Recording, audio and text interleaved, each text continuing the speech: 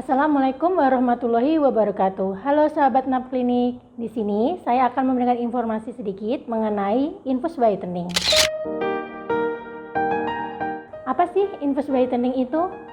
Infus whitening adalah salah satu treatment memasukkan cairan atau multivitamin dan mineral tambahan langsung ke dalam pembuluh darah vena dalam jumlah dan waktu tertentu dengan menggunakan infuset.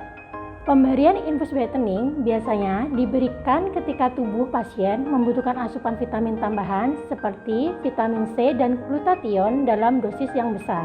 Lalu apa aja sih manfaat dari infus whitening itu? Infus whitening ini sendiri mempunyai banyak kandungan. Salah satunya adalah vitamin C, glutathione yang sangat penting untuk menjaga kelembapan kulit. Vitamin C itu sendiri atau yang biasa disebut dengan asam ascorbat merupakan salah satu zat yang memiliki manfaat bagi tubuh. Dan manfaatnya antara lain, pertama, menghasilkan protein yang bermanfaat dalam pembentukan kulit, otot, maupun ligamen. Yang kedua, fungsi vitamin C itu sendiri juga mempercepat proses penyembuhan luka. Yang ketiga, bisa memperbaiki dan mempertahankan tulang rawan maupun gigi.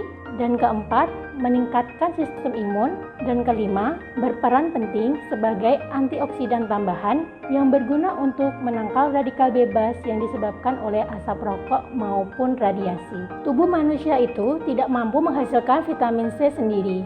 Namun, asupan vitamin C dapat diperoleh dari buah-buahan ataupun sayuran seperti jeruk, nanas, bayam maupun tomat.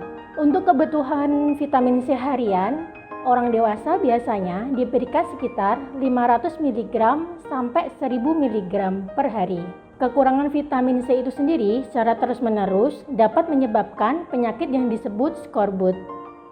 Dalam hal ini, pemberian vitamin C tambahan melalui infus dalam darah dapat lebih tinggi dibandingkan dengan pemberian vitamin C melalui oral, di mana pemberian vitamin C tersebut diduga dapat memperlambat pertumbuhan sel kanker dan memperbaiki kualitas hidup maupun keelastisitasan kulit. Namun, hal ini harus dalam pemantauan dokter agar dosis tepat dan sesuai dengan kebutuhan tiap individu. Lanjut untuk glutathione itu sendiri. Glutathione ini sendiri bekerja pada jalur melanogenik dan penting dalam menjaga kesehatan tubuh, membantu mencegah sel kanker sebagai anti-aging, dan masih banyak sekali manfaat yang didapatkan dari glutathione itu sendiri. Manfaat yang lain, glutathione itu dapat berfungsi dalam fungsi whitening. Glutathione itu sendiri menghambat kerja enzim tirosinase. Enzim tirosinase itu adalah enzim yang memproduksi melanin. Apabila produksi melanin dalam tubuh berlebih, akan menyebabkan pigmen kulit semakin gelap. Glutathione sendiri juga dapat membersihkan tubuh dari radikal bebas ataupun toksin yang menyebabkan masalah di kulit seperti hiperpigmentasi ataupun melasma.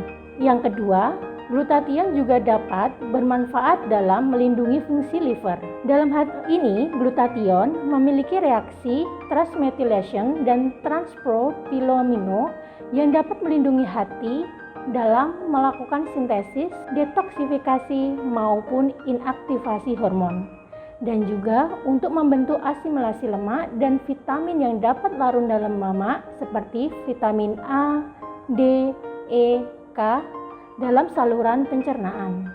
Yang ketiga, glutathione dalam fungsi anti-aging sangat berperan penting dalam antioksidan endogen, di mana glutathione mempunyai hubungan dalam mengatur kecepatan faktor penuaan dan dapat mempengaruhi cairan di intraseluler. Semakin bertambahnya usia, glutathione itu ikut menurun fungsinya dalam menangkal radikal bebas, sehingga sangat mungkin diperlukan penambahan kadar glutathione sesuai dengan kebutuhan tiap individu. Lalu, persiapan apa saja sih yang harus dibutuhkan oleh pasien itu sendiri? Yang pertama, mengkonsumsi cairan atau minum air putih minimal 8 gelas per hari agar terhindar dari dehidrasi dan memudahkan treatment dalam melakukan akses pembuluh darah. Yang kedua, mengkonsumsi makanan terlebih dahulu untuk menghindari perubahan kadar gula dalam darah. Yang ketiga, menggunakan pakaian yang nyaman agar mempermudah dalam melakukan tindakan infus. Lalu, untuk tindakan dokter sebelum melakukan infus whitening, biasanya yang pertama adalah kami akan memeriksa riwayat kesehatan pasien terlebih dahulu, mulai dari keluhan, riwayat penyakit yang pernah diderita, dan jenis obat tertentu yang tengah dikonsumsi oleh pasien. Yang kedua, kami juga melakukan pemeriksaan fisik terlebih dahulu dan melakukan tanda-tanda vital seperti pengecekan tekanan darah, nadi, suhu maupun respirasi rate. Yang ketiga, apabila diperlukan, kami juga menyarankan untuk melakukan pemeriksaan penunjang seperti pemeriksaan fungsi ginjal, ureum maupun kreatinin. Adapun efek samping dari infus whitening, yaitu yang pertama adalah adanya reaksi alergi terhadap salah satu komponen atau kandungan dari infus itu sendiri. Yang kedua, reflux asam lambung, atau yang ketiga bisa terjadi gangguan fungsi ginjal.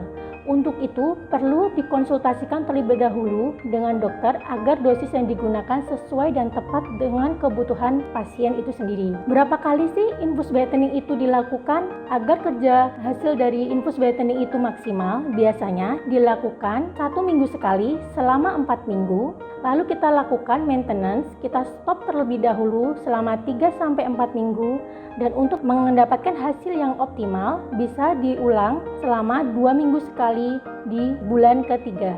Setelah melakukan infus whitening, pasien disarankan minum air putih minimal 8 gelas per hari, memakai tabir surya untuk menghindari paparan sinar matahari secara langsung, dan yang terakhir memakai pelindung pakaian seperti topi, masker bila berada di luar ruangan agar hasilnya lebih optimal. Demikian paparan saya mengenai infus whitening.